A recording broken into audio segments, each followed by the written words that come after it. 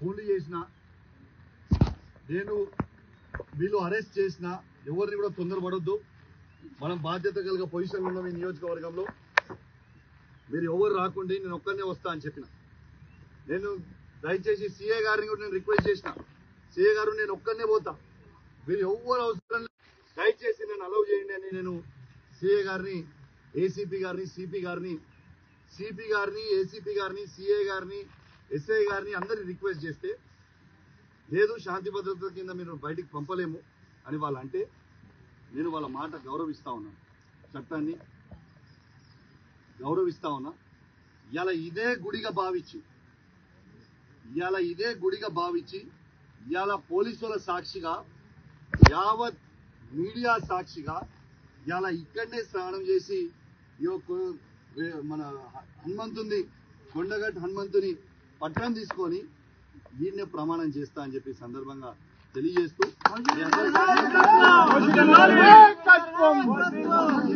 స్నానం చేసిన తర్వాత డీటెయిల్ గా మాట్లాడు.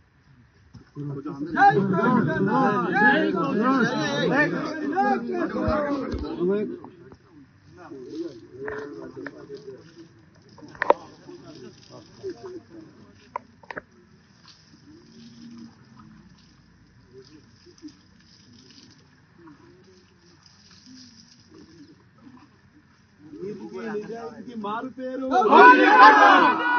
నిజాయితీకి మారు పేరు కౌశిక్ రెడ్డి గారి నాయకత్వం.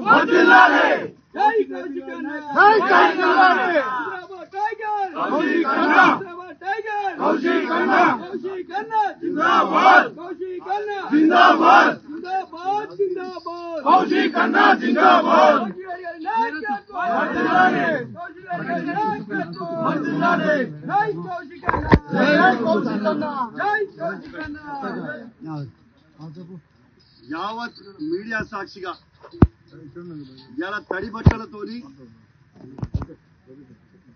వెంకటేశ్వర స్వామి, తిరుపతి వెంకటేశ్వర స్వామి కండువ కప్పుకొని హనుమంతుని, కొండగట్టు హనుమంతుని విగ్రహం పట్టం చేతిలో పట్టుకొని ఇలా ప్రమాణం చేస్తా ఉన్నాను.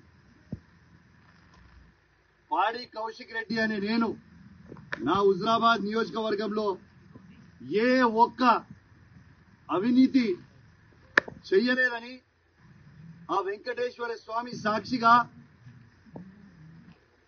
హనుమంతుని సాక్షిగా, చెల్పూర్ హనుమాన్ స్వామి సాక్షిగా ప్రమాణం చేసి చెప్తా ఉన్నానని చెప్పి సందర్భంగా తెలియజేస్తాను.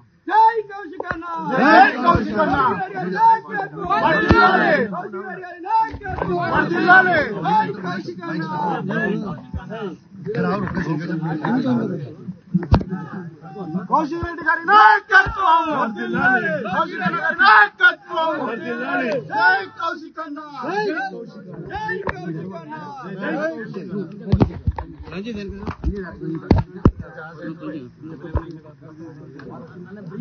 కౌశిక్ రెడ్డి గారి నాయకత్వం, కౌశిక్ రెడ్డి గారి నాయకత్వం. జై కౌశిక్ అన్న, జై కౌశిక్ అన్న, జై కౌశిక్ అన్న, జై కౌశిక్.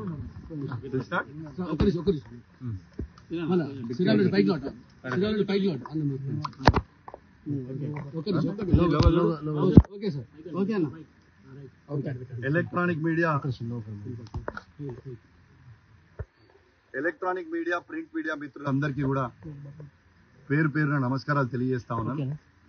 యావత్ తెలంగాణ ప్రజలకి తెలవాలని ఒక బాధ్యత కలిగిన శాసనసభ్యునిగా ఆడికి చెల్పూర్ హనుమాన్ టెంపుల్ కి లా అండ్ ఆర్డర్ ప్రాబ్లం అవుతుంది, దయచేసి మీరు పోవద్దు అని పోలీసు వాళ్ళు చెప్తే చట్టాన్ని గౌరవించి ఆడికి పోనీయకపోయినప్పటికీ నా ఇంట్లోనే వెంకటేశ్వర స్వామి, తిరుపతి వెంకటేశ్వర స్వామి కండువ కప్పుకొని హనుమంతుని పటం పట్టుకొని ఇలా మీ మీడియా సాక్షిగా తడి బట్టలతోని స్నానం చేసి నేను ఎటు విధంగా ఎక్కడ కూడా నేను అవినీతికి పాలు పడలేదు అని ఇలా స్వయంగా నిరూపించిన అని చెప్పి సందర్భంగా తెలియజేస్తా ఉన్నాను. రెండోది, నేను నమ్మినంత దేవుణ్ణి బహుశా ఈ నియోజకవర్గంలోనే ఎవరు కూడా నమ్మరు కావచ్చు. అంతగానం పూజలు భక్తి దేవుని మీద నాకు ఉంటుంది. ఇలా నేను ఒక్కటే అడుగుతా ఉన్నాను పొన్నం ప్రభాకర్ గారు. పొన్నం ప్రభాకర్ గారు, మీరు అధికారంలో ఉన్నారు, మీరు సవాల్ విసిరినరు. మీ సవాల్ని నేను స్వీకరించి పోదామనే టైంలో ఈ పోలీసు వాళ్ళని పెట్టి నన్ను ఎందుకు అడ్డుకుంటారని నేను అడుగుతా ఉన్నాను. ఇవాళ నా నీతి నిజాయితీని నేను ప్రూవ్ చేసుకున్నా. ఇవాళ ఎవరి కోసమో నీ కోసమో కాదు, ఏ ప్రజలైతే నాకు ఓటేసి నన్ను గెలిపించిండ్రో ఆ ప్రజల కోసం నా నిజాయితీ తెలవాలని ఒక ఉద్దేశంతో ఇవాళ నేను పెట్టుకోవడానికి వచ్చి ప్రమాణం చేసినా అని చెప్పి సందర్భంగా తెలియజేస్తా ఉన్నాను. నేను పొన్నం ప్రభాకర్ గారిని ఒక్కటే చెప్తా ఉన్నా, మీకు ఫ్లై యాష్ లో మీరు 100 కోట్ల అవినీతి చేసిరని నేను బహిరంగంగా చెప్పడం జరిగింది. మీరు ఎందుకు ఇయాలటి దాకా ఆ ఫ్లై యాష్ మీద మీరు స్పందిస్తలేరు? ఎందుకంటే మీరు అవినీతి చేసిరు కాబట్టే మీరు స్పందిస్తలేరా? నేను మరొక అవకాశం నీకు ఇస్తా ఉన్నాను. నిన్న చెప్పినా ఇవాళ కూడా చెప్తున్నా, మీ అందరూ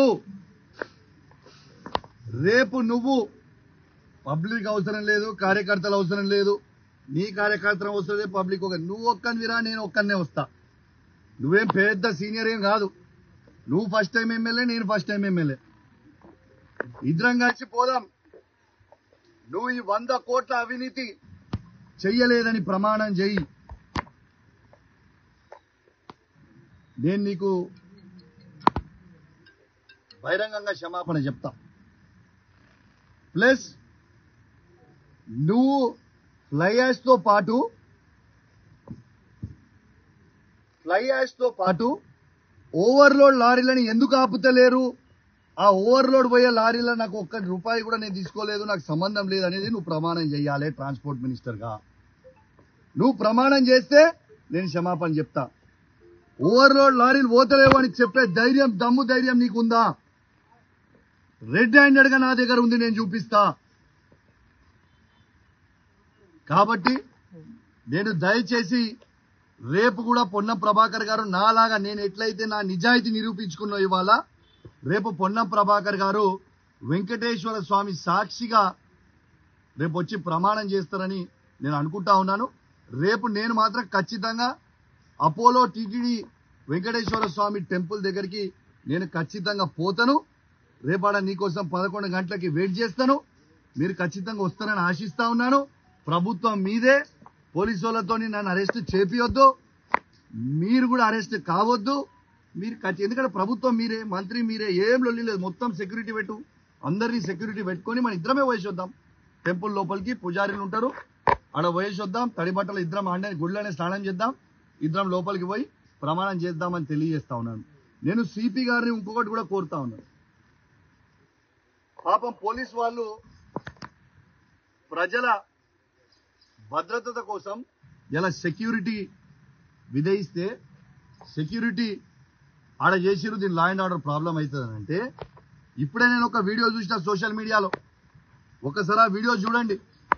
జమ్మికుంట ఎస్ఐ రాజేష్ గారి మీదకి ఏ విధంగా కాంగ్రెస్ గుండాలు ఏ విధంగా ప్రవర్తిస్తున్నారో ఒక్కసారి మీరు చూడండి. నేను దయచేసి సిపి గారిని కోరుతా ఉన్నా, డీజీపీ గారిని కోరుతా ఉన్నాను, ఒక్కసారి మీరు చూడండి ఎస్ఐ గారి మీదకి ఎట్లా పడుతున్నారో. ఖచ్చితంగా కొట్టనికే పోతున్నారు ఎస్ఐని. నేను డీజీపీ గారిని, సిపి గారిని, ఐజీ గారిని కోరుతా ఉన్నా, వెంటనే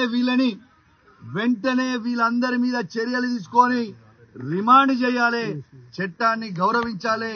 ఎందుకంటే అఘోరమైన చట్టానికి లోబడే ఉండాల్సిన పరిస్థితి ఉంటది. కాబట్టి ఎవరెవరైతే ఇవాళ పోలీసు వాళ్ళ మీదకి తిరగబడ్డారో వాళ్ళందరి మీద కేసులు చేయండి అని నేను దయచేసి డీజీపీ గారిని, సిపి గారిని కూడా రిక్వెస్ట్ చేస్తా ఉన్నాను.